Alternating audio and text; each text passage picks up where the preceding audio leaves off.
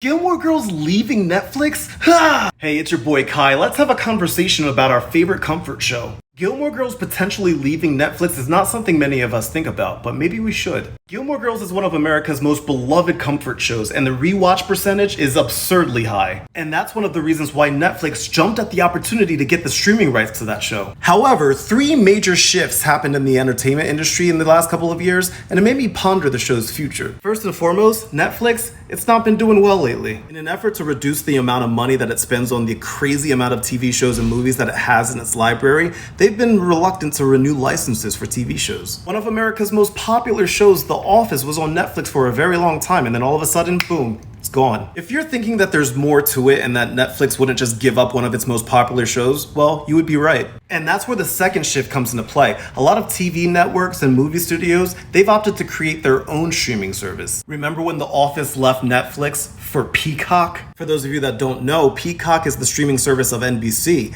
NBC is the network that originally aired The Office. So yeah, NBC wanted to have one of its most popular shows back on its own streaming network. So this got me thinking, what network did Gilmore Girls originally air on? The Gilmore Girls premiered October 5th, 2000 on the WB. Yeah, do you see where I'm going with this? If you haven't heard the big news as of late, Warner Brothers and Discovery, they have merged, and that's the third shift in entertainment that I want to talk about. Since the merger, Discovery has been on a tear. They're pretty much going to dissolve HBO Max. They're slashing thousands of jobs internally. And in the biggest news, they canceled the Batgirl movie, which was already filmed, by the way. Like, it was already filmed, and then Discovery WB was like, nah, we're good, and now it's never going to see the light of day. So what does any of this have to do with Gilmore Girls?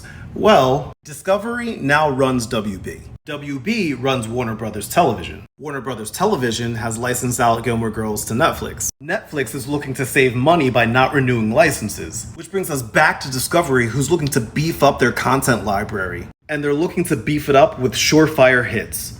So yeah, Gilmore Girls is leaving. It's just a matter of when. But don't you fret, Stars Hollow residents, I got some good news for you. The license that Netflix has with Warner Brothers, it doesn't expire until 2026. So you only have 4 more years to watch the show 27 more times. After 2026, I can pretty much guarantee that that show is not going to be on Netflix anymore. And if you want to watch it past 2026, you're most likely going to have to pay up for another streaming service. Yeah, another streaming service. Also, this pretty much guarantees that you're not going to get a season 2 of A Year in the Life. I highly doubt Netflix is going to pay money to make some more Gilmore Girls content. And on top of that, I don't even know if WB would allow it at this point. So what are your thoughts on Gilmore Girls one day leaving Netflix? Let me know in the comments.